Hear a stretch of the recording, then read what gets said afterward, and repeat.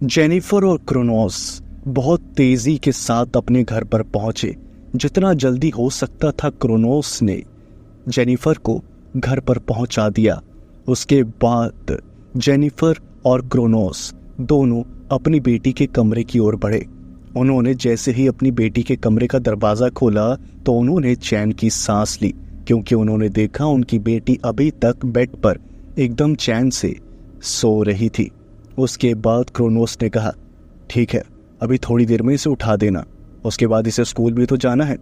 उसके बाद क्या था, जेनिफर ने कहा, देखो मेरे अंदर हिम्मत नहीं है, पूरी रात मैं सोई नहीं हूँ और अब ब्रेकफास्ट वगैरह बनाना मेरे बस की बात नहीं है, इसलिए मैं तो कहती हूँ आज रहने दो, इसकी छुट्टी करवा देते हैं, वो ज़्यादा बेटर रहेगा, मुझ में एनर्जी नहीं है बिल्कुल भी। उसके बाद क्रोनोस ने कहा, अरे ऐसे कैसे, पढ़ाई का नुकसान हो जाएगा, ऐसा नहीं करते। अच्छा तुम एक काम करो, तुम आराम करो, मैं सब कुछ हैंडल कर लेता हूँ, वैसे भी रोज़ स्कूल तो छोड़ता ही, आज ब्रेकफास्ट भी तैयार कर देता हूँ। उसके बाद क्या था, जेनिफर एकदम गुस्से भरी आंखों से क्रोनोस को देखने लगी और क्रोनोस भी तुरंत मुस्कुराता हुआ वहाँ से चला गया, क्योंकि उसे बहुत मज़ा आया था अपनी वाइफ यानी जेनिफर को चढ़ाने में। क्रोनोस ने अपनी बेटी के लिए, अपने लिए और अपनी वाइफ के लिए ब्रेकफास्ट रेडी किया। उसके बाद अपनी बेटी को तैयार करके वो स्कूल की ओर निकल गया और उसने जब अपनी बेटी को स्कूल ड्रॉप किया तब उसके चेहरे पर एक मुस्कुराहट थी और वो एकदम बेचैन भी था कि कब उसका स्कूल ख़त्म होगा और वो अपनी बेटी से फिर से मिल पाएगा। उसके बाद क्या था, उसकी बेटी स्कूल में चली गई और क्रोनोस अपने घर वापस आ गया। अब उसकी बेटी जब तक उसके सामने थी तब तक तो उसका दिमाग जो था वो टेंशन फ्री था, लेकिन उसकी बेटी के जाते ही उसके दिमाग में फिर से वही सारी बातें चलने लगी और वो टेंशन में आ गया कि आखिर अब उसे क्या करना चाहिए। जेनिफर भी क्रोनोस को देखकर समझ गई कि क्रोनोस आखिर किस बारे में सोच रहा है। जेनिफर ने पूछा, क्या हुआ, कहीं तुम अपने फैसले के बारे में तो नहीं सोच रहे? उसके बाद क्रोनोस ने कहा, हाँ तुम बिल्कुल ठीक समझी, मैं यही सोच रहा हूँ कि तुम्हें छोड़कर, अपनी प्यारी सी बच्ची को छोड़कर क्या मुझे उस आइलैंड पर जाना चाहिए? उसके बाद जेनिफर ने कहा, तुम तो रात को कह रहे थे ना कि तुम्हें लोगों की जान बचानी है, तुमने ही महसूस किया ना कि जब तुमने एक छोटे से हिरन की जान बचाई तो तुम्हें कितना अच्छा महसूस हुआ। अगर तुम लोगों की जान बचाओगे तो सोचो तुम्हें कितना अच्छा महसूस होगा। उसके बाद क्या था, क्रोनोस ने कहा, हाँ मैंने कहा था, लेकिन मुझे एक बात का डर सता रहा है, अगर मुझे वहाँ कुछ हो गया तो तुम दोनों का क्या होगा? मुझे अपनी चिंता नहीं है, मैं मर भी जाऊँगा तो मुझे कोई प्रॉब्लम नहीं, लेकिन मेरे मरने के बाद तुम्हारा क्या होगा, ये मेरे लिए एक बहुत ही भयानक बात है, इसलिए मैं बहुत ज़्यादा टेंशन में हूँ, क्या मैंने सही फैसला लिया है? उसके बाद क्या था, जेनिफर ने कहा, देखो जितना मैंने तुम्हें देखा है मुझे इतना तो अंदाज़ा हो गया है कि तुम्हें मार पाना इतना आसान नहीं है। मुझे तुम पर पूरा यकीन है और अपने प्यार पर भी, तुम्हें कुछ भी नहीं होगा, समझे? तुमने कैसे रात में उन चारों शिकारियों की छुट्टी कर दी, पता नहीं उनकी लाश के टुकड़े कौन से जानवर खा रहे होंगे। उसके बाद क्रोनोस ने कहा, वो सब तो इंसान थे, इंसानों को कंट्रोल करना बहुत आसान है मेरे लिए, एकदम चुटकी बजाने का खेल है, लेकिन मुश्किलें तब आती हैं जब मेरे सामने मुझसे भी बड़े दानव आ जाते हैं, समझे तुम? वो साइलेंट में मुझसे भी ज़्यादा खतरनाक दानव हैं जो चाहे तो मुझे मार सकते हैं। अब ये फैसला लेने के लिए लगता है मुझे थोड़ा सोचना पड़ेगा, लेकिन हाँ मैं चाहता हूँ कि तुम मुझसे एक प्रॉमिस करो, अगर मैं वापस नहीं आया तो तुम बिल्कुल भी उदास मत होना, बस हमारी बेटी को पाल पोस के अच्छे से बड़ा करना, उसकी परवरिश करना, उसे एक अच्छी ज़िंदगी देना, और हाँ उसे हमेशा बताना कि उसके पिता एक अच्छे इंसान थे। उसके बाद जेनिफर इमोशनल हो गई और उसने कहा, देखो तुम ऐसे मुझे इमोशनल मत करो, तुम्हें कुछ भी नहीं होगा, तुम फालतू में इमोशनल हो रहे हो, तुम बहुत ज़्यादा ताकतवर हो। मुझे पूरा यकीन है कि तुम उस आइलैंड से फूल को आराम से ले आओगे। उसके बाद जेनिफर घर के काम काज में लग गई। वो घर की साफ सफाई करने लगी और क्रोनोस भी कुछ काम से घर के बाहर चला गया। उसके बाद साफ सफाई करते हुए एक अलमारी से जेनिफर को क्रोनोस के कुछ पुराने कपड़े मिले और साथ ही साथ कुछ पुरानी तस्वीर भी।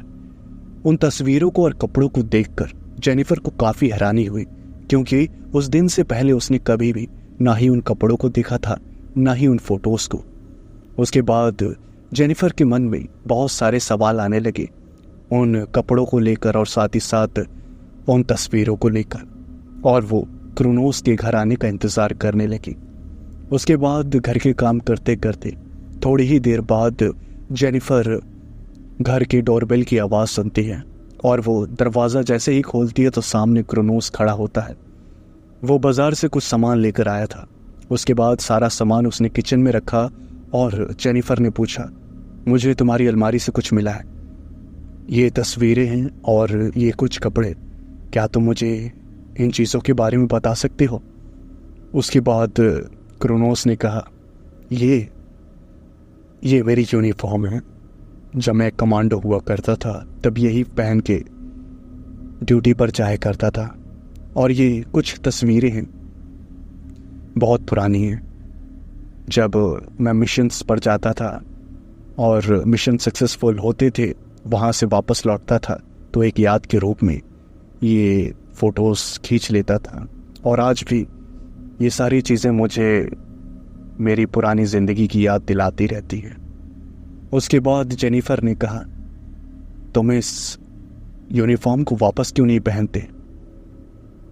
तुम इस यूनिफॉर्म में बहुत अच्छे लगोगे। उसके बाद क्रोनोस ने कहा, इस यूनिफॉर्म को पहनने के लिए देश के लिए मर मिटने की इच्छा दिल के अंदर होनी चाहिए, लेकिन अब वो इच्छा मेरे अंदर नहीं है। जब मेरे अंदर थी तब इस यूनिफॉर्म को मैं पहना करता था, अब वो इच्छा खत्म हो चुकी है। उसके बाद वो सारा सामान क्रोनोस ने अलमारी के अंदर डाल दिया और फिर से उन्हीं सब बातों में पड़ गया कि आखिर अब क्या करें आखिर। तभी उसके घर का दरवाज़ा फिर से किसी के खटखटाने की आवाज़ आई और क्रोनोस ने कहा, तुम अंदर रहो, मैं देखता हूँ आखिर क्या बात है। उसके बाद क्रोनोस घर के दरवाजे पर गया और उसने जैसे ही दरवाज़ा खोला तो उसने देखा कि सामने जॉन खड़ा था, वही कमांडो जिसने क्रोनोस को नॉकआउट करके उसे प्रेसिडेंट के सामने पेश करने का प्लान बनाया था, लेकिन वो ऐसा कर नहीं पाया। उसके चेहरे पर पट्टी बंधी हुई थी और वो बहुत ही ज़्यादा गुस्से में था। क्रोनोस ने कहा, मैंने तुमसे कहा था ना, वापस मुझे कभी अपनी शक्ल मत दिखाना, लगता है तुम्हें बातें याद नहीं रहती। उसके बाद जॉन ने कहा, देखो तुम जो कोई भी हो मुझे नहीं पता, मेरी ड्यूटी है तुम्हें प्रेसिडेंट के सामने पेश करना और वो मैं करके रहूँगा। उसके बाद क्रोनोस ने कहा, देखो मैं तुम्हें वापस चोट पहुँचाना नहीं चाहता, मैंने बस तुम्हें एक पंच मारा था, उससे तुम्हारे चेहरे का ये हाल हो गया। अगर मैं अपनी पूरी ताकत लगाऊंगा तो कुछ भी हो सकता है, समझो इस बात को। और रही बात प्रेसिडेंट की, तो मैंने उनसे बात कर ली है और जो कुछ भी है तुम प्रेसिडेंट से समझ लो। जाओ अपने आर्मी जनरल के पास जिसने तुम्हें मेरे पीछे भेजा है।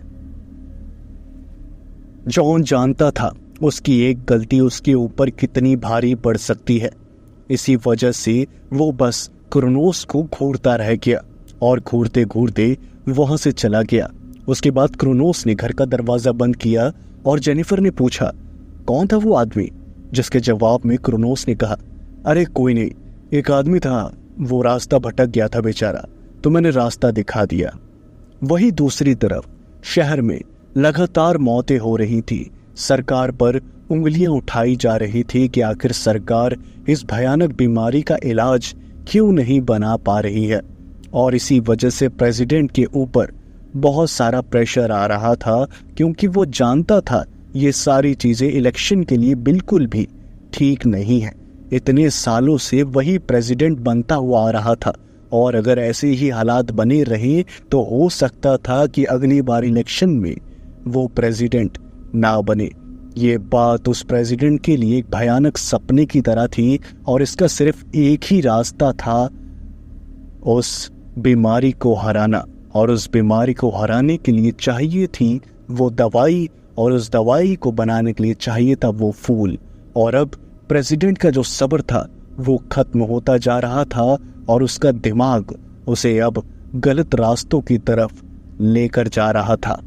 धीरे धीरे समय बीता। उसके बाद क्रोनोस की बेटी की छुट्टी का समय हो गया और खाना वगैरह खाकर क्रोनोस निकल गया अपनी बेटी को स्कूल लेने के लिए। उसके बाद जब वह स्कूल पहुंचा तो स्कूल के गेट के बाहर इंतजार करने लगा कब उसकी प्यारी सी बेटी खेलते हुए आएगी और वो अपनी बेटी को गोद में उठा लेगा। तकरीबन आधे घंटे तक क्रोनोस स्कूल के गेट के बाहर ही खड़ा रहा। सारे बच्चे एक एक करके वहां से चले गए और पूरा स्कूल लगभग खाली हो गया, लेकिन क्रोनोस की बेटी स्कूल से बाहर नहीं निकली थी। और ये बहुत अजीब बात थी क्योंकि कभी भी उसने इतना देर नहीं लगाया था। उसके बाद उसे लगा कि शायद किसी काम की वजह से स्कूल में ही रुक गई है। हो सकता है क्लास टीचर ने कुछ बोला हो या फिर कुछ और बात हो। इसलिए यही बात जानने के लिए क्रोनोस स्कूल के अंदर चला गया और वो उस क्लास में गया जहां पर उसकी बेटी पढ़ती थी। उसने वहां पर देखा पूरी जो क्लास थी वो खाली थी और उसकी बेटी क्लास में नहीं थी। और उसके बाद वो थोड़ा सा टेंशन में आ गया। उसने वहां पर घूमती हुई टीचर से पूछा, मैम मेरी एक डॉटर है, उसका नाम एमिली है, वो कहीं नजर आई आपको? अभी तक वो स्कूल से बाहर नहीं आई है, मैं आधे घंटे से वेट कर रहा हूँ। उसके बाद उस टीचर ने कहा, देखिए मुझे इस बारे में कोई इन्फॉर्मेशन नहीं है, आप ज़रा प्रिंसिपल ऑफिस में पता कर लीजिए। आप हो सकता है आपकी बेटी वहाँ पर हो या फिर कोई और बात हो। उसके बाद क्या था, क्रोनोस काफ़ी घबरा गया और वो प्रिंसिपल ऑफिस में गया। उसने इस बात की रिपोर्ट करी तो प्रिंसिपल ने कहा, रुकिए हम जो है स्कूल का सीसीटीवी चेक कर लेते हैं, उसके बाद पता चल जाएगा आपकी बेटी कहाँ गई है। उसके बाद क्या था, क्रोनोस की बेटी की जो क्लास टीचर थी उसे बुलाया गया और उनसे पूछा गया, मैम क्या इनकी डॉटर आई थी? उसके बाद उस टीचर ने कहा, हाँ मैम, उन्होंने क्लास अटेंड करी और छुट्टी होने के बाद वो यहाँ से चली गई। उसके बाद सीसीटीवी कैमरास को चेक किया गया और उसमें जो क्रोनोस को नजर आया वो देखने के बाद वो पूरा आग बबूला हो गया। उसने देखा कि उसकी बेटी स्कूल के गेट के बाहर खड़ी थी और उसका वेट कर रही थी, लेकिन वहां पर जॉन आया और उसने क्रोनोस की बेटी को बहलाया फुसलाया और वहां से ले गया। ये देखकर टीचर, प्रिंसिपल सब के सब शॉक्ड रह गए और उन्होंने पूछा, क्या ये आपकी बेटी को जानते हैं? उसके बाद क्रोनोस ने नाम में सर हिलाया। उसके बाद प्रिंसिपल ने कहा, तब तो आपको फौरन पुलिस स्टेशन में रिपोर्ट लिखवानी चाहिए, फटाफट चाहिए। उसके बाद क्रोनोस बहुत गुस्से में स्कूल के गेट से बाहर निकला। वो पूरा आग बबूला हो चुका था। उसने पूरे आसपास के इलाके को छान मारा कि आखिर उसकी बेटी कहाँ पर है। वो जॉन उसकी बेटी को लेकर कहाँ चला गया। उसके बाद एकदम लटकाए हुए चेहरे के साथ जब वह अपने घर पहुंचा तो उसने देखा कि उसके घर के गेट के बाहर एक चिट्ठी लिखी हुई है और किसी ने उस चिट्ठी को वहां गेट पर रखा हुआ है। उसके बाद क्रोनोस ने फौरन उस चिट्ठी को उठाया और उस चिट्ठी में लिखा हुआ था, क्रोनोस माफ करना, मुझे पता है कि तुम अपनी बेटी से बहुत ज़्यादा प्यार करते हो, लेकिन मुझे ना चाहकर भी ये गलत कदम उठाना पड़ रहा है क्योंकि तुम हमारे में से किसी की भी बात नहीं मान रहे हो। तुम भी जानते हो बीमारी की वजह से कितने लोग मर रहे हैं और उनको बचाने का सिर्फ एक ही तरीका है, उस फूल को लेकर यहाँ पर आना। अगर तुम चाहते हो कि मैं तुम्हारी बेटी तुम्हें सही सलामत वापस लौटा दूं, तो प्लीज़ उस फूल को लेकर जल्द से जल्द आओ, वरना घबराओ मत, तुम्हारी बेटी यहाँ पर सही सलामत है, लेकिन तब तक हम तुम्हें तुम्हारी बेटी से नहीं मिलने देंगे जब तक तुम उस फूल को लेकर नहीं आओगे। जब क्रोनोस ने उस चिट्ठी को पढ़ा तो उसका खून लावा की तरह खौल गया और उसने उस चिट्ठी को अपनी जेब में रखा उसके बाद तभी जेनिफर ने घर का दरवाजा खोला और उसने देखा क्रोनोस घर के बाहर खड़ा था। जेनिफर ने कहा, क्या हुआ, तुम यहाँ पर क्यों खड़े हो, और हमारी बेटी कहाँ पर है? उसके बाद क्रोनोस ने कहा, मैं अभी आता हूँ। जेनिफर बहुत ज़्यादा सोच में पड़ गई कि आखिर उनकी बेटी कहाँ है। जेनिफर ने पूछा, अरे वो तो ठीक है, लेकिन हमारी बेटी कहाँ है? तुम उसे स्कूल से लेने के लिए गए थे ना? और तभी क्रोनोस ने कहा, हमारी बेटी को उस प्रेसिडेंट के लोगों ने अपने कब्जे में ले लिया है और चिट्ठी छोड़कर गए हैं। कह रहे हैं जब तक मैं वो फूल लेकर नहीं आऊँगा वो हमारी बेटी से हमें मिलने नहीं देंगे। उसके बाद जेनिफर बहुत ज़्यादा गुस्से में आ गई और जेनिफर ने कहा, क्या उस प्रेसिडेंट की इतनी हिम्मत? एक तो मैं तुम्हें मना रही हूँ कि तुम जल्द से जल्द उस आइलैंड पर जाओ ताकि लोगों की जान बचे और हमारा देश सुरक्षित हो, लेकिन ये कमीना प्रेसिडेंट हमारी बेटी के पीछे लग गया। क्रोनोस, मैं कुछ भी नहीं जानती, मुझे मेरी बेटी किसी भी हालत में चाहिए। मैं तुम्हें बता देती हूँ, अगर मेरी बेटी को कुछ भी हुआ ना, मैं उस प्रेसिडेंट को तो छोड़ूंगी नहीं और साथ ही साथ तुम्हें भी माफ नहीं करूंगी। और ये बात सुनकर जेनिफर बहुत ही ज्यादा तेज तेज रोने लगी और क्रोनोस ने बहुत मुश्किल से जेनिफर को चुप कराया और बोला, चिंता मत करो, मैं जल्द से जल्द हमारी बेटी को लेकर आता हूँ। उसके बाद क्या था, क्रोनोस वहां से चला गया। दूसरी तरफ वहां पर प्रेसिडेंट अपने घर के बाहर डबल सिक्योरिटी लगाकर बहुत ही ज्यादा खौफ में बैठा हुआ था, क्योंकि वो जानता था उसने जो कदम उठाया है वो क्रोनोस के गुस्से को भड़काने के लिए बहुत ज़्यादा बड़ा कदम है। और उसके बाद क्रोनोस जब घर के बाहर पहुंचा तो उसने देखा कि बिल्डिंग के आसपास बहुत सारे स्नाइपर्स घात लगाकर बैठे हुए हैं। घर के बाहर बहुत सारी गाड़ियां जो थी वो तैनात थी और साथ ही साथ दर्जनों कमांडो भी वहां सुरक्षा में मौजूद थे। उसके बाद क्रोनोस के चेहरे पर हल्की सी मुस्कुराहट आ गई, क्योंकि वो जानता था कि इतनी सिक्योरिटी को मारना उसके लिए बच्चों का खेल है, लेकिन वो ये नहीं चाहता था कि वो किसी भी बेकसूर की जान ले। वो चाहता था कि वो बिना किसी की जान लिए चुपचाप अपनी बेटी को लेकर वहां से चला जाए।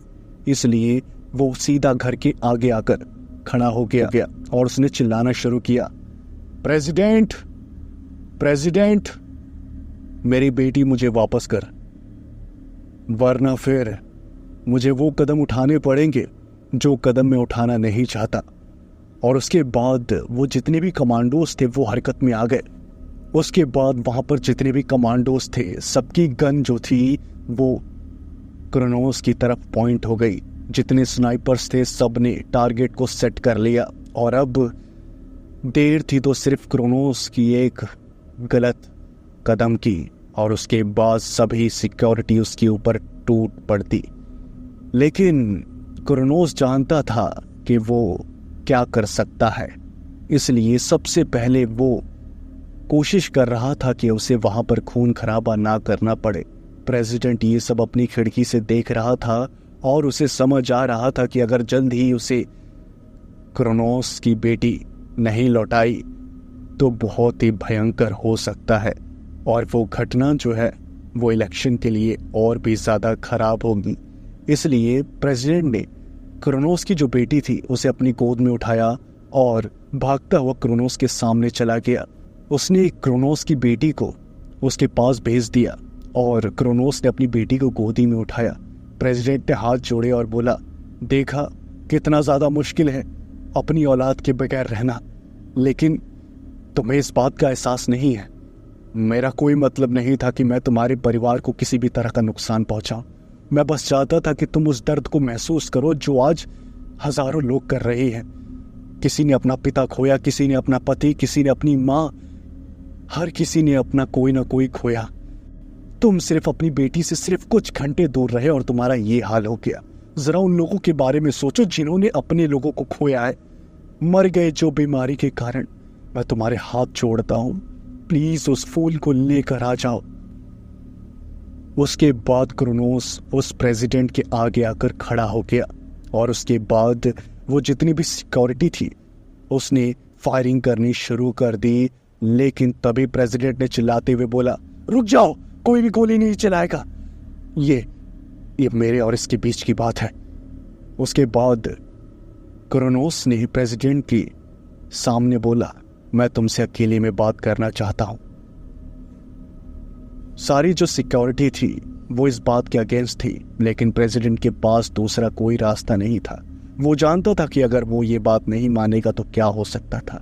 प्रेसिडेंट ने ये बात मानी और क्रोनोस को एक कमरे में लेकर गया। क्रोनोस की बेटी भी वहीं शांति से कोने में खड़ी थी और क्रोनोस ने कहा, तुम्हें पता है मैं उस आइलैंड पर जाने वाला हूं, लेकिन तुमने आज जो हरकत करी है ना, मेरी बेटी को अगवा करवा के, वो तुमने बिल्कुल भी अच्छा नहीं किया। मैं उम्मीद करता हूं आगे से ऐसी कोई गलती ना हो, वरना आज तो मैंने बहुत शांति से काम लिया, क्योंकि मैं जानता था तुम्हारे अंदर इतनी हिम्मत नहीं है कि तुम मेरे परिवार को जरा सा भी नुकसान पहुंचाओ। लेकिन आगे से मैं बिल्कुल भी शांति से काम नहीं लूंगा। और ये कहकर क्रोनोस ने एक जोरदार चाटा प्रेसिडेंट की गाल पर मारा और प्रेसिडेंट का जो चपड़ा था वो टूट गया। क्रोनोस ने कहा, ये मेरी बेटी को मुझसे दूर रखने के लिए, और वो फूल मैं जल्द लेकर आऊंगा। उसके बाद क्या था, क्रोनोस वहां से अपनी बेटी लेकर चला गया। जेनिफर का रो रो कर बुरा हाल हो गया था, लेकिन जब क्रोनोस अपनी बेटी लेकर घर पहुंचा तब जाकर जेनिफर की सांस जो थी वो वापस आई। उसने अपनी बेटी को गले से लगा लिया और उसके बाद जेनिफर ने कहा, मैं तो तुम्हें इतने दिनों से मना रही थी, लेकिन इस कमीने को क्या जरूरत थी हमारी बेटी को अगवा करने की। उसके बाद क्रोनोस ने कहा, चलो ठीक है, मैं बदला लेकर आ गया हूं। उस प्रेसिडेंट का चपड़ा मैंने तोड़ दिया है, अब वो याद रखेगा ऐसा कोई भी कदम उठाने से पहले। अब समय बहुत हो गया है, मुझे उस आइलैंड के लिए निकलना होगा। एक काम करो, मेरे उस यूनिफॉर्म को ड्राई क्लीन कर दो। अब मेरे अंदर देश के लिए मरने का जो जुनून था एक बार फिर से जाग रहा है। ये बात सुनकर जेनिफर काफी शॉक्ड हो गई और उसे एक अनजान सा डर सताने लगा। उसने इतने दिनों से क्रोनोस से कहा कि तुम जाओ उस आइलैंड पर और फूल लेकर आओ। क्रोनोस ने बताया भी कि वो आइलैंड कितना ज्यादा खतरनाक है, लेकिन फिर भी जेनिफर इतना ज्यादा परेशान नहीं थी। लेकिन जब क्रोनोस ने पक्का फैसला कर दिया उस आइलैंड पर जाने का, तब जेनिफर को एक अनजान सा डर सताने लगा और उसे ये लगने लगा कि कहीं उसने गलती तो नहीं कर दी। वहीं दूसरी तरफ प्रेसिडेंट का इलाज चल रहा था और वो बहुत ही ज्यादा परेशान था। उसकी जबड़े को जैसे तैसे ठीक किया गया और वो बोल नहीं पा रहा था। वो वापस अपने घर आया और वो यही सोच रहा था कि उसने अपना जबड़ा भी तोड़वा लिया उस क्रोनोस को उस आइलैंड पर भेजने के लिए। लेकिन क्या क्रोनोस उस आइलैंड पर जाएगा? रात के समय जब प्रेसिडेंट अपने बेड पर आराम कर रहा था, तब फिर से उसे वही एहसास हुआ जो पहले हुआ था। उसके कमरे में उसके अलावा कोई और भी था। जब प्रेसिडेंट उठकर खड़ा हुआ तो उसने देखा कि क्रोनोस उसके सामने फिर से उसी स्टाइल में कुर्सी के ऊपर बैठा हुआ है। और क्रोनोस ने हंसते हुए कहा, अब तो लगता है तुम्हें बोलने की भी जरूरत नहीं पड़ेगी कि आराम से बोलो, क्योंकि तुम बोल ही नहीं सकते। खैर, मैं तुम्हें ये बताने के लिए आया हूं कि मुझे तुम्हारी मदद की जरूरत है। क्रोनोस ने प्रेसिडेंट से एक फाइटिंग प्लेन की मांग करी ताकि वह फाइटिंग प्लेन क्रोनोस को उस आइलैंड पर ले जा सके, और जब क्रोनोस वहां से ढेर सारे फूल हासिल कर ले तब वहां से वही फाइटिंग प्लेन उसे लेकर आ सके। क्रोनोस की ये मांग तुरंत प्रेसिडेंट ने पूरी करी और वो क्रोनोस को लेकर एक सीक्रेट एयरपोर्ट पर पहुंचा, जहां पर आर्मी के प्लेन्स पार्क किए जाते थे और वहां पर ढेर सारे आर्मी के फाइटिंग प्लेन खड़े थे। उन सभी प्लेन्स को देखकर क्रोनोस बहुत ज्यादा खुश हुआ, क्योंकि ऐसा नज़ारा वो बहुत सालों बाद देख रहा था। उसके बाद क्रोनोस ने एक बेहतरीन फाइटिंग प्लेन को पसंद किया और क्रोनोस ने कहा, यह फाइटिंग प्लेन बहुत अच्छा है, मैं इसी में जाना चाहूँगा। उसके बाद प्रेसिडेंट ने एक इशारा किया और उस फाइटिंग प्लेन को तैयार करना शुरू हो गया। एक पायलट उस फाइटिंग प्लेन में जाकर बैठ गया। और तभी अचानक से वहां पर जेनिफर और साथ ही साथ क्रोनोस की जो डॉटर थी वो भी आ गई। और उनको देखकर क्रोनोस थोड़ा सा इमोशनल हुआ और वो जेनिफर के पास जाकर बोला, देखो तुमने कहा था ना मुझे उस आइलैंड पर जाना चाहिए, मैं जा रहा हूँ और हो सकता है मैं वापस ना लौटूं, तो हमारी बेटी का ख्याल रखना। ये बात सुनते ही जेनिफर एकदम फूट फूट कर रोने लगी और उसने कहा, मुझे पता है तुम ज़रूर वापस आओगे और अगर ऐसा नहीं हुआ तो देख लेना मैं तुम्हारी आत्मा को भी चैन से जीने नहीं दूंगी, समझे तुम्हें आना ही होगा। मैं बस तुम्हें इसलिए जाने दे रही हूँ क्योंकि मैं जानती हूँ शहर के बहुत सारे मासूम लोगों की जान बचाना सिर्फ और सिर्फ तुम्हारे हाथ में है, वरना ऐसा कदम मैं तुम्हें कभी भी नहीं उठाने देती। और ये कहकर जेनिफर रोने लगी और क्रोनोस वहाँ से जाने लगा। तभी उसका जो हाथ था वो किसी ने पकड़ लिया और क्रोनोस ने जब पीछे मुड़कर देखा तो उसकी आंखें नम हो गई। उसने देखा कि उसकी प्यारी सी बेटी ने उसका हाथ पकड़ा हुआ था और क्रोनोस की डॉटर ने कहा, पापा जल्दी आना, मैं आपका वेट करूंगी। और उसके बाद क्रोनोस जैसा जो राक्षस था वो भी अपने आप को संभाल नहीं पाया। अपने लिए अपनी बेटी का प्यार देखकर क्रोनोस एकदम इमोशनल हो गया और उसने कहा, हाँ बेटा मैं जल्दी आऊँगा, तुम अपना ख्याल रखना, मम्मी को ज़्यादा परेशान मत करना। उसके बाद किया था, प्रेसिडेंट ने कहा, क्रोनोस बहुत दुख की बात कह रहा हूँ, अब तुम्हें जाना होगा। मैं तुम्हें ऐसे डिस्टर्ब नहीं करना चाहता था लेकिन अब क्या ही कर सकते हैं, लोगों की जान खतरे में है, जल्द से जल्द तुम्हें उस आइलैंड पर पहुंचना चाहिए। उसके बाद क्रोनोस ने हाँ में सर हिलाया और वो फाइटिंग प्लेन पर चढ़ गया। क्रोनोस ने प्रेसिडेंट से कुछ और सामानों की मांग करी थी, जैसे कि एक आधुनिक वेपन, एक बहुत ही खतरनाक गन और साथ ही साथ बहुत सारे ग्रेनेड और कुछ ऐसी चीज़ें जो कमांडो को जंगलों में काम आती हैं। और सारे सामान का जो एक बैग था वो प्लेन में रखा हुआ था, साथ ही साथ वहाँ पर एक पैराशूट भी मौजूद था। उसके बाद क्रोनोस ने अपनी उसी यूनिफॉर्म को पहना जिसे पहनकर वो सालों पहले मिशंस को कंप्लीट किया करता था, और उस वर्दी को एक बार फिर से पहनकर उसके अंदर जो मरा हुआ कमांडो था वो न जाने फिर से जाग गया और वो इंतज़ार करने लगा कि कब वो आइलैंड जो है वो आएगा। तकरीबन 6 घंटे के लंबे सफ़र के बाद प्लेन एक ऐसे इलाके में पहुंचा जहां बादल बहुत ज़्यादा काले थे और दिन के समय भी ऐसा लग रहा था जैसे रात हो। अंधेरी की वजह से वो जो पूरा इलाका था वो एकदम डरावना सा नज़र आ रहा था।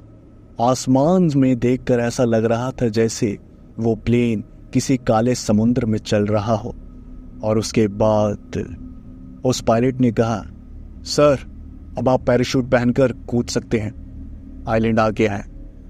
उसके बाद उस पायलट ने एक ही बटन दबाया और फाइटिंग प्लेन का जो हिस्सा था वो खुल गया और वहाँ से क्रोनोस जंप लगाने वाला था। उस पायलट ने कहा, सर पैराशूट पहन लीजिएगा ढंग से, और अगर किसी भी चीज़ की हेल्प चाहिए हो तो मुझे बता दीजिएगा। और हाँ, ये एक डिवाइस है, इससे आप मुझसे कनेक्टेड रहेंगे। मैं इसी इलाके में घूमता रहूँगा और जब भी आपको फूल मिल जाए तो मुझे ज़रूर कांटेक्ट करिएगा, या फिर आप इस डिवाइस से वहाँ प्रेसिडेंट से भी कांटेक्ट कर सकते हैं। उसके बाद क्रोनोस ने उस डिवाइस को अपने पास रख लिया और बैग को टांगकर वो सीधा उस प्लेन से नीचे कूद गया। तेज हवाओं को चीरता हुआ क्रोनोस जमीन की तरफ बढ़ रहा था। वो आइलैंड क्रोनोस को किसी चींटी की तरह लग रहा था और वो चींटी धीरे धीरे बड़ी होती जा रही थी। कई किलोमीटर पर आवर की स्पीड से क्रोनोस जमीन पर गिर रहा था। तभी अचानक से उसने अपना पैराशूट खोल दिया। तभी अचानक से उसने एक बहुत ही बुरी चीज़ नोटिस करी। उसका जो कैलकुलेशन था वो थोड़ा सा गलत हो गया था। तेज़ हवाओं के चलते पैराशूट की जो डायरेक्शन थी वो चेंज हो गई और क्रोनोस समतल जमीन पर गिरने की बजाय एक नदी में जाकर गिर गया और उसके बाद वो तैरकर तुरंत किराने के पास आने की कोशिश करने लगा। जैसे ही वो पानी में गिरा था तो पानी से एक अजीब सी बदबू जो थी वो उसे आने लगी थी और वो समझ गया था कि जल्द से जल्द वहां से निकलना ठीक रहेगा। तैरता हुआ क्रोनोस बहुत तेजी से किनारे की तरफ बढ़ रहा था और तकरीबन 500 मीटर की दूरी पर किनारा था और बिना रुके क्रोनोस अपने हाथ पैर चला ही जा रहा था। तभी अचानक से उसे पानी के आसपास थोड़ा बहुत हलचल महसूस होने लगा और वो समझ गया कि वो एक मुसीबत में फंस गया है और इसी के साथ मुसीबत का जो सिलसिला है वो शुरू हो गया है। क्रोनोस ने अपनी ड्रेस में एक बहुत ही बड़ा और धारदार चाकू जो था वो छुपा कर रखा हुआ था। उसने उस चाकू को निकाल दिया और आसपास पानी में देखने लगा और चारों तरफ चौकन्नी नजर करके किनारे की तरफ बढ़ने लगा। तभी अचानक से उसने बगल की ओर देखा तो एक बहुत ही बड़ा क्रोकोडाइल अपना मुंह खोलकर उसके ऊपर अटैक करने ही वाला था। तभी अचानक से उस बड़े से धारदार चाकू को क्रोनोस ने उस क्रोकोडाइल के मुंह में घुसेड़ दिया, जिसकी वजह से उस क्रोकोडाइल का जो मुंह था वो पूरा खून ही खून से सन गया। लेकिन उसके जबड़ों में क्रोनोस का हाथ आ गया। अब क्रोनोस को इतना ज्यादा दर्द हुआ कि उसने बहुत जोर से चिल्लाया और चिल्लाते ही उसका जो अंदर का भेड़िया मानव था वो ट्रिगर हो गया और धीरे धीरे वो एक बहुत ही विशालकाय भेड़िया मानव में बदल गया। उसके बाद उस भेड़िया मानव ने उस क्रोकोडाइल को कई घोंसे मारे, जिसकी वजह से उस क्रोकोडाइल का जो शरीर था वो किसी पापड़ की तरह पिचक गया। उस क्रोकोडाइल के मरने के बाद भी क्रोनोस ने उसे नहीं छोड़ा और वो उसे किनारे पर घसीटता हुआ लेकर आया। उसके बाद उसने उस क्रोकोडाइल की पैर के बीचों बीच से उसे फाड़ कर रख दिया और उसके दोनों टुकड़े वापस नदी में फेंक दिए। और तभी अचानक से 5-6 क्रोकोडाइल वहां पर आए और वो उसी क्रोकोडाइल की लाश को खाने लगे। बहुत तेज गुस्सा जो था वो क्रोनोस पर हावी हो गया था, लेकिन जब उसने क्रोकोडाइल को मार दिया तब जाकर वो थोड़ा बहुत शांत हुआ। अब भेड़िया मानव में बदलने की वजह से वो जिस ड्रेस को पहन कर आया था वो पूरी तरह से फट चुकी थी और साथ ही साथ जो बैग था उसकी भी हालत काफ़ी खस्ता हो गई थी। इसलिए उस बैग को ही टांग कर उसने जो टी शर्ट वगैरह पहनी थी उसे उसने फेंक दिया और वो अपने ह्यूमन फॉर्म में वापस आ गया। जब क्रोनोस एक आम इंसान था तब वह उस आइलैंड पर आया था और उस समय वह फूल जो था, जो एक लौता फूल क्रोनोस के देश में पहुंचा था, वो फूल क्रोनोस को उस आइलैंड के बीचों बीच मिला था और इसलिए वो अपनी कैलकुलेशन करता हुआ आगे बढ़ रहा था कि आखिर फॉरेस्ट का सेंटर कहाँ पड़ेगा। इतने सालों बाद आने के बाद भी एक एक चीज़ उस क्रोनोस को अच्छे से याद थी। कहाँ से मुड़ना है, कहाँ पर अपने आप को संभालना है, कहाँ पर कम खतरा है, कहाँ पर ज़्यादा खतरा है। और यही सब चीज़ों का ध्यान रखते हुए क्रोनोस आगे बढ़ रहा था। अब देखने वाली बात तो ये थी कि उस राक्षसों से भरे आइलैंड में आखिर कैसे क्रोनोस उस फूल को ढूंढकर निकालेगा। और उसके बाद क्रोनोस शांति से अपना आगे की ओर बढ़ रहा था। तभी उसे उस जंगल में महसूस हुआ जैसे उसे कोई देख रहा है। उसके बाद क्रोनोस ने वापस अपना जो धारदार चाकू था उसे निकाल दिया और आसपास देखने लगा कि आखिर कौन उसके ऊपर नजर रख रहा है। चारों तरफ जब उसने नजर घुमाई तो उसे कोई नजर नहीं आया। तभी अचानक से उसने जब पीछे की ओर देखा तो उसे नजर आया कि एक बहुत ही बड़े पेड़ पर एक बहुत ही बड़ा सांप लिपटा हुआ था और उस सांप की जो हाइट थी वो बहुत ही ज़्यादा थी। तकरीबन 6 से 7 फुट का वो सांप था। अगर उसे सीधा खड़ा किया जाए और साथ ही साथ उसका वजन 150 किलो से भी ज्यादा का लग रहा था। उस भारी भरकम सांप को देखकर क्रोनोस समझ गया कि उससे दूरी बनाना ही सही रहेगा, इसलिए वो तुरंत वहां से भागने लगा। लेकिन उसे ये नहीं पता था कि उस आइलैंड पर रहने वाला हर जीव एक आदमखोर है और इंसान को देखते ही वो पागल हो जाता है। वैसा ही उस सांप के साथ भी हुआ। क्रोनोस को अपने ह्यूमन फॉर्म में देखकर उसकी जो जीभ थी वो ललचा गई थी और वो क्रोनोस के पीछे पड़ गया। उसके बाद क्रोनोस अपनी पूरी जान लगाकर वहां से भागने की कोशिश कर रहा था, लेकिन जब उसके बस में नहीं आया उससे भागना, तब जाकर वो अपने भेड़िया मानव वाले रूप में वापस आया और जैसे तैसे करके उसने उस सांप के भी 2 टुकड़े कर दिए और इसी के साथ उसने उस बड़े से सांप को भी मौत के घाट उतार दिया। अब क्रोनोस समझ गया था कि अगर वो अपने नॉर्मल फॉर्म में रहेगा तो कभी भी उसकी जान जा सकती है, इसलिए अपने भेड़िया मानव वाले रूप में ही वो उस आइलैंड पर सुरक्षित रह सकता है। उसके बाद उसने फैसला किया कि वो जब तक उस प्लेन में वापस नहीं बैठ जाता जो प्लेन क्रोनोस को लेकर आया है, तब तक क्रोनोस अपने वेयरवुल्फ फॉर्म में ही रहेगा। क्रोनोस बहुत मुश्किल से 10 किलोमीटर का जो सफर था उसे तय कर चुका था।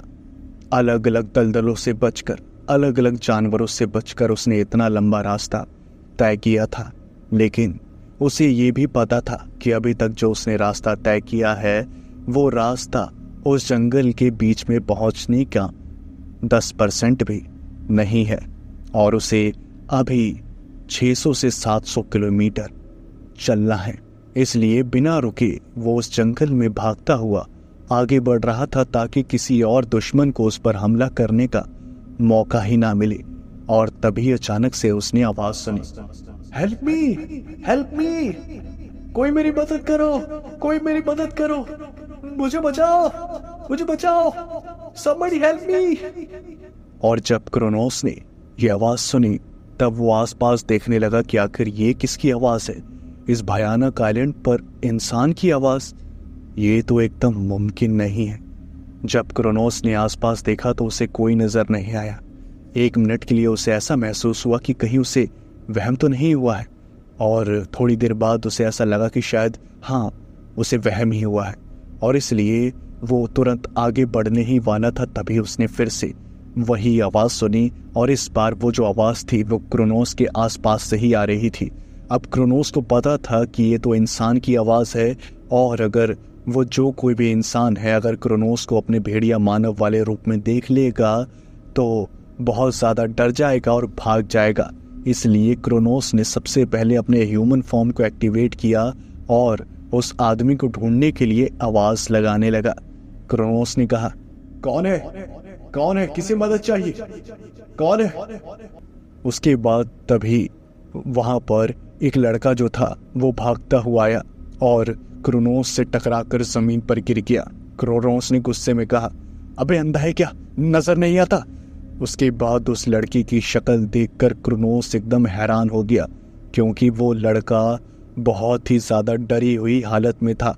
इतनी ज्यादा कि उसने अपनी पैंट में पेशाब भी किया हुआ था। उसकी पूरी पैंट गीली हो चुकी थी और चेहरा डर से सफेद पड़ा हुआ था। अब उस इंसान को इतनी बुरी हालत में देखकर क्रोनोस को तरस आ गया और क्रोनोस ने कहा, तुम यहाँ क्या कर रही हो? क्या तुम्हें पता नहीं इस आइलैंड पर इंसान को आना बिल्कुल भी नहीं चाहिए। यहाँ पर ऐसे ऐसे हैवान रहते हैं कि चुटकियों में इंसान को खा जाए। तो तुम यहाँ क्या कर रहे हो? उसके बाद उस आदमी ने बोला, मैं तो बस कुछ याद नहीं, कुछ भी याद नहीं। मुझे नहीं पता मैं यहाँ कैसे आया। बस मुझे इतना याद है कि मैं एक प्लेन में बैठा हुआ था, वो प्लेन क्रैश हो गया। उसके बाद लोगों के चीखने चिल्लाने की आवाज़ें, और मैं बेहोश हो गया। उसके बाद का मुझे कुछ भी याद नहीं, कुछ भी नहीं। क्रोनोस ने जब ये बात सुनी तब उसे लगा कि शायद किसी आती जाती फ्लाइट का क्रैश हो गया हो और वो प्लेन क्रैश होकर इस आइलैंड पर गिर गया हो और ये आदमी उसी प्लेन में से बचा हो। लेकिन ये यकीन करना बहुत ही ज़्यादा मुश्किल था। लेकिन उस आदमी की जो सूरत थी उसे देखकर वो जितना ज़्यादा भोला भाला था, क्रोनोस को भी लगा कि शायद ये सही ही कह रहा है। उसकी मासूमियत पर क्रोनोस ने विश्वास कर लिया और कहने लगा, ठीक है, तुम मेरे साथ रहो, जैसा मैं बोलूं वैसा करना, और हाँ, यहाँ से निकलने की कोई गारंटी नहीं है, समझ जाओ इस बात को। उसके बाद क्रोनोस ने कहा, अब वो जो आदमी था वो भी क्रोनोस के साथ हो गया था। अब दोनों साथ साथ चल रहे थे। अब क्रोनोस वहाँ से भाग भी नहीं सकता था क्योंकि वो आम आदमी उसका पीछा नहीं कर सकता था। इसलिए दोनों धीरे धीरे आगे बढ़ने लगे। और उसके बाद क्रोनोस को बहुत ज़्यादा भूख लगी हुई थी और साथ ही साथ वो जो आदमी था वो भी बहुत थक कर उसका भी बुरा हाल हो गया था। इसलिए उस आदमी ने कहा, मुझे बहुत ज़्यादा भूख लगी है और साथ ही साथ मैं बहुत ज़्यादा थक भी गया हूँ, कहीं हम 1-1.5 घंटा आराम कर लें तो नहीं चलेगा? उसके बाद क्रोनोस ने कहा, हाँ तुम ठीक कह रहे हो, मुझे भी भूख लग रही है था। वो इस मिशन पर खाली पेट ही आ गया था, इसलिए उसने भी उस आदमी के साथ एक सुरक्षित जगह जो थी वो ढूंढी और फैसला किया कि वो थोड़ी देर वहीं पर आराम करेंगे। अब क्रोनोस के पास तो बैग था और उसमें थोड़ा बहुत खाने पीने का सामान भी था। उसके बाद क्रोनोस और वो आदमी एक जगह बैठकर खाना खाने लगे और दोनों ने पेट भर कर खाया क्योंकि क्रोनोस बहुत ज़्यादा खाना लेकर आया था। अब खाना तो कभी भी ख़राब हो सकता था, इसलिए उन पर प्रेशर था कि वो जल्द से जल्द खाना ख़त्म कर दे। इसलिए क्रोनोस ने और उस आदमी ने खाना जो था वो लगभग ख़त्म कर दिया और उसके बाद दोनों बहुत ज़्यादा थके हुए थे। जब क्रोनोस ने उस आदमी को वहाँ से चलने के लिए कहा तब उस आदमी ने कहा कि मेरे पैर बहुत ज़्यादा दुख रहे हैं और मैंने खाना भी खा लिया है, तो प्लीज़ 1 घंटा यहाँ पर रुक कर आराम करते हैं, उसके बाद में हम वहाँ से चल जाएंगे। क्रोनोस भी समझ गया कि जितनी क्षमता उसके पास है उतनी क्षमता उस आदमी के पास नहीं है और क्रोनोस में कूट कूट कर इंसानियत भरी हुई थी। इसलिए उसने सोचा कि चलो थोड़ी देर आराम कर ही लेना चाहिए और क्रोनोस भी वहीं पर बैठ गया और साथ ही साथ वो आदमी वहीं पर बैठे बैठे सो गया। जब उस आदमी को क्रोनोस ने सोता हुआ देखा तब सोचने लगा कि चलो अब 1 घंटे बाद जगा दूंगा, क्योंकि है तो इंसान ही, बिना सोए तो काम चलेगा नहीं। इसलिए क्रोनोस भी बस खाली बैठा बैठा इधर उधर की बातें सोचने लगा और वही हुआ जिसका डर था क्रोनोस को, और वो अपनी डॉटर और अपनी वाइफ को याद करता करता सो गया। वो कब सोया उसे खुद भी होश ना रहा और वो सोया तो ऐसा सोया कि उसकी गहरी नींद उसका बहुत सारा समय खा रही थी। तभी अचानक से क्रोनोस की जो रोए थे वो अपने आप ही खड़े हो गए और उसकी जो नींद थी वो एकदम झटके से उठी और उसने जो देखा, उसे देखने के बाद उसे अपनी आंखों पर यकीन नहीं हुआ। उसने देखा कि जिसकी वो मदद आम आदमी समझ के कर रहा था वो आम आदमी नहीं है। उसके लंबे लंबे नाखून हैं, एकदम नुकीले दांत हैं, पूरा चेहरा सफ़ेद है और उसके दांतों पर खून लगा हुआ है और साथ ही साथ क्रोनोस के एक पैर से खून निकल रहा है, जिसका साफ साफ मतलब था कि वो आदमी कोई आदमी नहीं बल्कि एक खूनी पिशाच था जिसने ये रणनीति बनाई थी क्रोनोस का खून पीने की। और उसके बाद क्या था, उस खूनी पिशाच में और क्रोनोस में एक बहुत ही भयानक जंग जो थी वो शुरू हो गई। तो ये था पार्ट 3। आई होप आप सभी को सुनने में बहुत ज़्यादा मज़ा आया होगा। सीरीज आपको कैसी लग रही है प्लीज़ प्लीज़ प्लीज़ कमेंट करके ज़रूर बताएं। और हाँ, वीडियो को लाइक करना ना भूलें, चैनल को सब्सक्राइब ज़रूर से करें। और अगर आपको पार्ट 4 जल्दी चाहिए तो प्लीज़ कमेंट सेक्शन को भर दो, बहुत भर भर के कमेंट करो और मैं भी मोटिवेट होकर जल्दी कोशिश करूँगा कि जितना जल्दी हो सके पार्ट 4 लेकर आऊँ। तब तक के लिए थैंक्स फॉर वॉचिंग।